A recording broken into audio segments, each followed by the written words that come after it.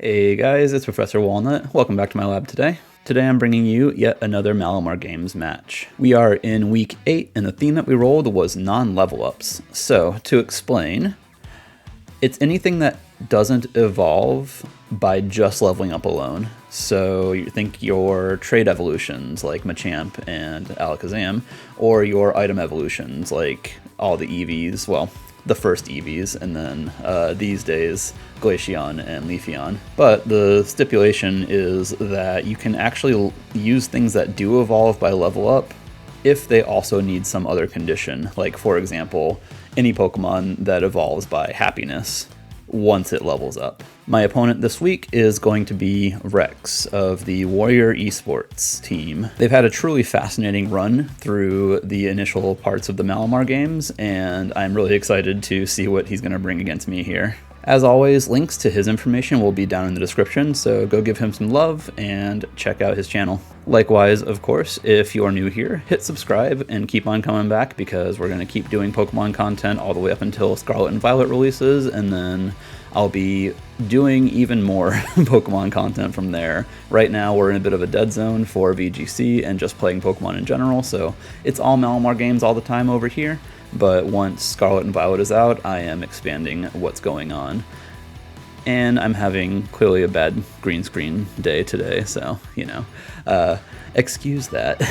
I need better lighting, honestly. Anyway, regardless of whether or not you're new here, hit like on the video if you're enjoying yourself, and leave me a comment below telling me what you think of this format. I think it's a really interesting one. There are a lot of really good Pokemon that are non-level ups, which I think makes sense when you think about it, right? Like, a lot of Pokemon that were like added on to evolutionary chains were done so using a special item or something, and they were added on to make that Pokemon more powerful. So yeah, it's an interesting format. There's not a small amount of Pokemon in it, but it's also not a lot. It's like a like small to mid-size format, I would say, and so I always find those the most fun to build in. Alright, all that said, let's go ahead and go over to the team breakdown. Alright, here we are with the team. I'm going to go ahead and just go Pokemon by Pokemon, but before I do that, I just want to say that my idea was initially going to be like faster and more offensive, but then as I was looking over it, I realized in part that Alolan Marowak underneath its speed tier has basically 0 threats. I mean, it has some stuff that it has to watch out for, like Snorlax, for example, that it can't hit that easily, but stuff that hit it back are also few and far between. So I decided that I want to run Marowak and Alolan Exeggutor.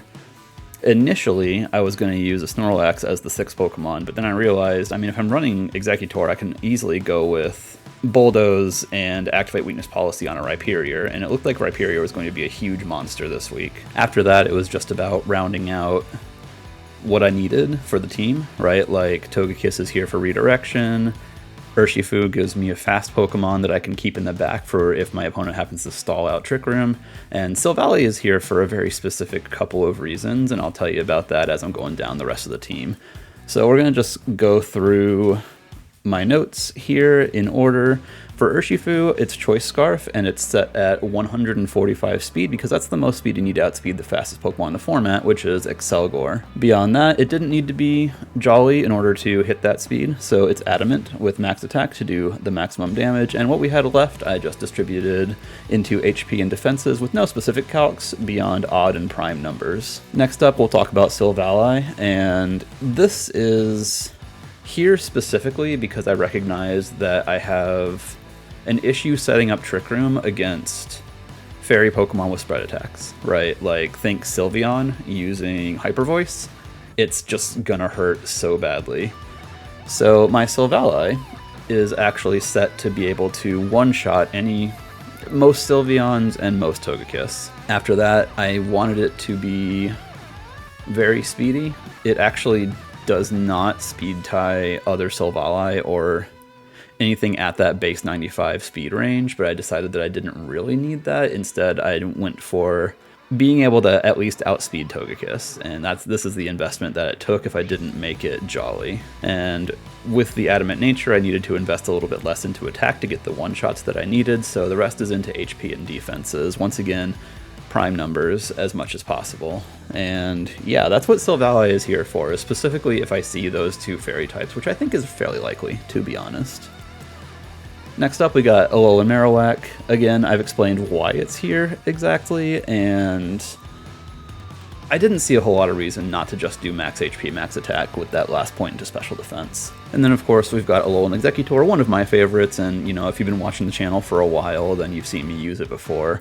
I decided that I wanted near maximum HP up to a prime number, and then I spread the rest into a high investment in special attack so I can hit opposing Rhyperior pretty hard. And the defensive investment allows it to survive like Dazzling Gleam from Togekiss without even activating Focus Sash. And it gives it a bit more bulk to take stuff like Icy Wind or other spread moves that might surprise me. Togekiss is here to be a bit of defensive glue along with Follow Me and Helping Hand. I just realized that this sheet has Air Cutter on it. Obviously that should be Air Slash. Togekiss does not even get Air Cutter, so it's going to be Air Slash in the actual battle. But I wanted it to comfortably survive a Naganadel Sludge Bomb, which I think is going to be common here, and a Mamoswine Icicle Crash, which I think is also likely to be around. So it survived each of those attacks with 69.1 to 81.6% damage, and can, you know, survive to redirect another turn. Likewise, the Dazzling Gleam gives Urshifu-Rapid Strike and Urshifu Single Strike serious trouble.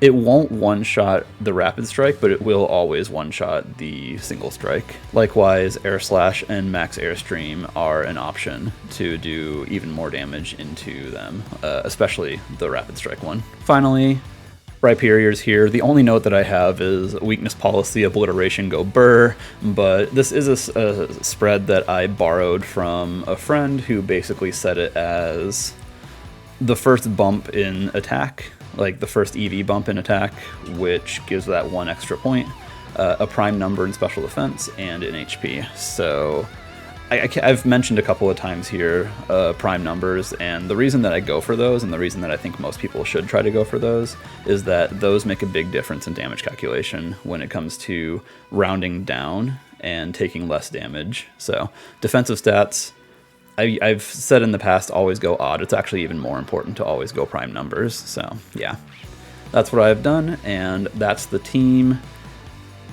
I think it's very strong. I've actually had a couple of test battles with it with some friends, and have managed to win most of those. And yeah, we're going to see how the team does against R.EX here in a minute. Oh, and last thing real quick, I realized that the Silvally here still has Thunder Wave on it. I ended up changing that because I realized dropping my opponent's speed against the Trick Room team, not exactly the best option, I would say.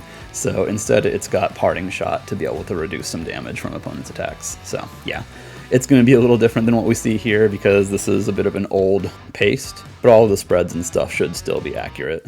And all of my reasoning and all that is still sound. So everything I said, still exactly where it's meant to be. All right, see y'all in the battle. All right, y'all, we are here, and we found our opponent, and yeah, never mind, we did not find our opponent. Interesting. I'm not sure quite what happened there.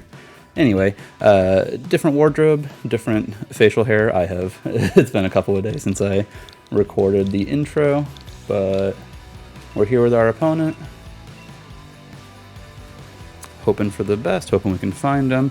I'll go ahead and just... Oh, okay, we're good. Excuse me. I'm having a bit of an iffy green screen day, so I apologize in advance for any weirdness that happens with that. Otherwise, yeah, that's our opponent. And we wait a bit to see if they're going to decide rules, or... Okay, cool. I'm so used to being the one who does the code and all that, but he was actually on it before I was, so, you know. All right, one jump cup later, and here we are. My opponent had some legality issues with one of their Pokemon, so we are back, and we're playing, and what a team. Okay. Interestingly, I actually calced against Flapple, of all things. I feel like if we can get Trick Room going and bring Marowak in, it basically wrecks everything. And then just like Rhyperior in the back. I'm just trying to figure out the best way that they can shut down Trick Room. Because obviously they should have Taunt on the Crobat, if I had to guess. Like Silvally is not bad here either, but I might save it for game 2. Yeah, they probably have Taunt on the Crobat. I think going full Trick Room this game is probably a decent start. And we'll see what they can do to shut it down and figure out how we want to adjust to that going forward. So good luck and have fun to my opponent. R.EX, again, his information will be in the description below, so go check him out. He also will probably post a video of this match, and you can see his side of it over there, as well as other Malamar Games matches. Okay, we got Crobat Alchemy. Yeah, that's okay with me. Like what? Dazzling Gleam into something? Ooh, Life Orb Crobat. Choice Scarf Alchemy. Alright. Well, we follow me every time here. Like I said, they probably Dazzling Gleam if I had to guess. But yeah, we follow me Trick Room every time. Choice Scarf Alchemy is a fascinating thing. It's nice having Frisk, being able to see your opponent's items. Because now that means I know it doesn't have Protect, right? Going straight for a Max. Very well. Is this like Max Crobat? Max Ooze, right? Probably. But that's fine, that shouldn't KO. And then it just gives me my switch.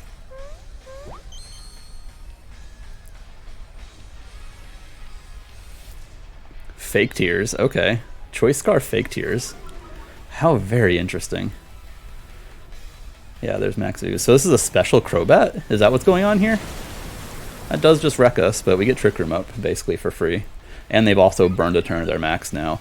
And they're locked into Fake Tears, so there's literally no reason why I don't just go Rhyperior here and, like, utterly annihilate the Crobat with a Bulldoze. Like, yeah, they could Max Guard, but what's Alchemy gonna do after that? It doesn't do anything. It's forced to switch, effectively. Like, the best thing they can do right now would be, like, Max Guard and switch into... Actually, yeah, the best thing they can do right now is Max Guard and switch into Rhyperior, not Rhyperior, Arcanine. So, like, I almost want to just call that, right? Yeah, why not? Let's go for it. It's fine. It'll be fine. They don't switch. Okay, fine. I'll take it. We're getting a special defense boost, which is notable here because they're going for special attacks. Also, they can't KO Exeggutor here. But I could absolutely just see a Max Guard. They don't Max Guard. Alright, that's fine with me. Yep, Rhyperior barely takes damage. Alchemy actually takes a decent chunk. I think it doesn't seem to have much in the way of defenses. But yeah, we're about to just wreck this Alchemy. Get a special defense boost. And then see what comes in next. Goodbye, Alchemy. They could very easily just like Max Ooze or Max Airstream onto Exeggutor here, but we're Focus Sash, so we'll survive. No matter what they want to go for. Alchemy can no longer disrupt our defenses. There's Max Ooze. Yep. Exeggutor, thanks to the special defense boost, actually doesn't even reveal the Focus Sash, which is pretty nice. So if I had to guess, it's gotta be Arcanine here.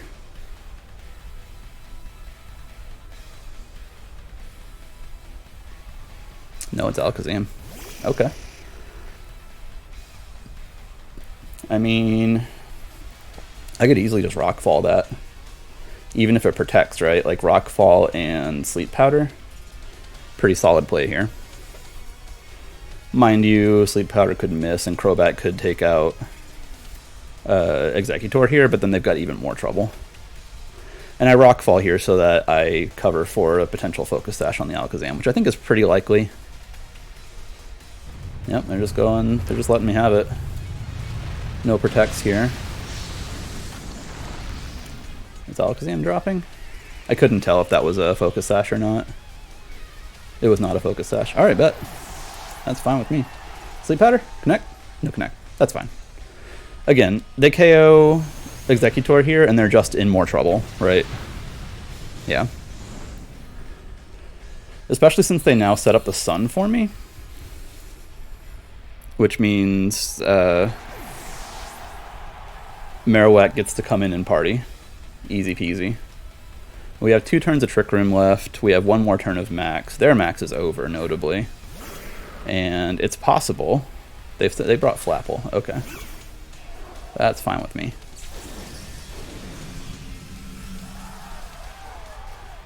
Because they're facing a double KO here, right? Let me double check the board state. Yeah, 2 turns of Trick Room. They're facing a pretty clear double KO here. Because we max Rockfall the Crobat every time. And we Flare Blitz the Flapple every time. And that should one-shot Flapple. I don't know for sure, but they could just protect, right? Yeah, and that's fine. Because they have to get a double in order to survive here. And then after that, what do? Right? We did actually just set up the sand again, so maybe outside of sun it can survive a Flare Blitz, and then we'll see. I don't really think that we have a whole lot to worry about here.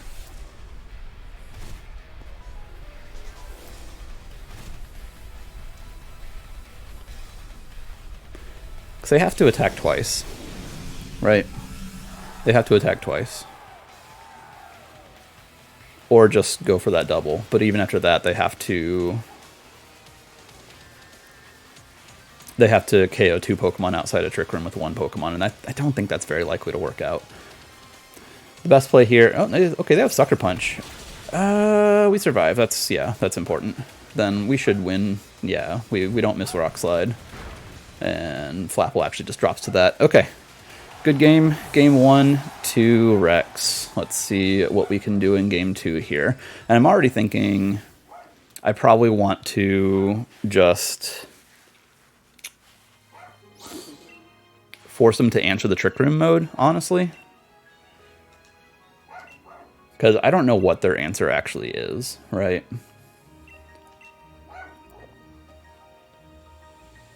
So let the battle begin. And what do they do to my Trick Room mode? They don't max right away again, that's for sure. They have a possible Fake Out. Fake Out could be annoying, admittedly. But then, like, okay, what do they do? Like, Fake Out into, like, Crobat or something. I don't think it's really that strong. I'm gonna force them to answer it. I feel like they do bring the Weavile this time around for that Fake Out pressure. And if I'm thinking that, what do I is there anything in particular I want to do? I could just bring Urshifu. Yeah, how about Exeggutor Urshifu this time? Because, like, yeah, they get the Fake off, but after that, I can bring Togekiss in. I might even bring Silvally this time, right? Because, like, in this configuration, I'm bluffing the Trick Room, but leaving Togekiss as my max option. That's what I'm going to do.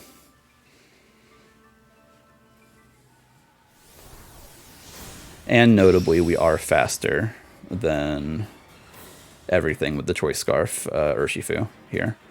I guess it's possible we're not faster than Choice Scarf, like their Choice Scarf Alchemy. Yeah, they brought the Weavile this time. I thought they might. Alright, so here's what I'm going to do. They fake out. Yeah, Weavile's got the sash. Alakazam specs, man, that's intense. I tried the Trick Room here anyway, but I Surging Strikes the Alakazam every time. Okay, and they're just not gonna do anything about that here. And Alakazam's gonna drop. Alright. Good start, good start. And they what? Triple Axle? Oh, the Icy Wind. That actually just helped me a little. Doesn't it? I'll get the Trick Room off now. And that dropped my speed. So I'm just a normal speed Urshifu now. Even lower than normal speed, honestly. Which means that under Trick Room I can start underspeeding things. That's nice. That is definitely nice. Alright, there's Flapple.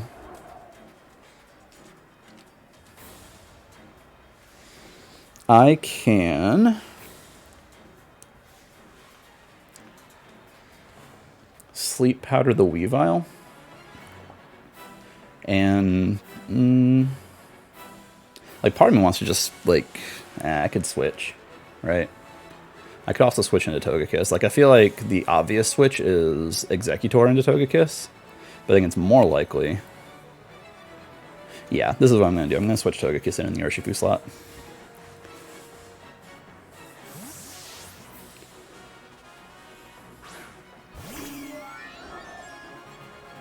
Okay, Togekiss is in. They are indeed maxing, which I definitely felt was coming.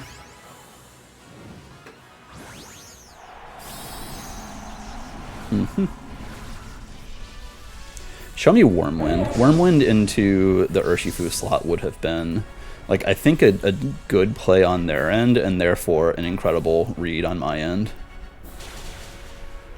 That did so much to himself. Okay, was that a crit? I don't know if that's going to end up working out, if I'm being honest. Sleep Powder does connect this time. Like, now I don't even have to max to KO it. I can just Dazzling Gleam and do a good chunk of damage to Weavile. Max Dragon? Okay, Wormwind, but it's actually into Exeggutor, and I really do not mind that whatsoever. Yep.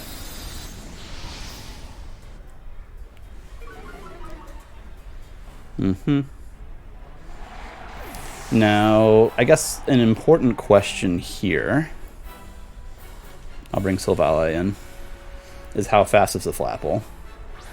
Right. Like, do I want to max defensively? I might. And I'll just multi-attack the Weavile. I don't know for sure. I'm going to click Dazzling Gleam here. Flapple could end up being slower, which might be a problem. Weavile tried to protect, which, you know, makes sense, but... Okay, yeah, we're faster. And Flapple just drops, and multi-attack is going to take the Weavile. And we've just got whatever their last Pokemon is, and we have not maxed yet. So this should be pretty wrapped up, I think. Yep. Steel-type multi-attack. Bam, there goes Weavile. I don't know about that, the self-Ice Shard from Weavile into, like, 4 times weak Flapple. Like, it did so much, even in Max. It's a one-shot outside of Max. And it's just Crobat here. Okay, that's totally fine with me, because I've got Rock Slide.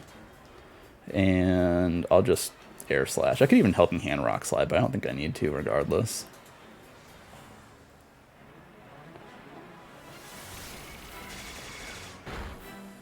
Yeah, there goes that. And as long as Rock Slide connects here, then it's a KO, I'm pretty sure. Yeah. Good games, Rex. Yeah. I will see y'all in the post-game, or post-video end card. Ooh, man. I just caught a glimpse of my green screen back there. Yeah, it looks bad right now. It looks so bad. But at least it's like, you know, somewhat fine on the blue background there. Anyway, I'll see y'all later. Thanks everyone for watching. Before I go, I want to give some really quick thoughts on the battle. I think this one could have gone very differently if I had not had Frisk on my Exeggutor.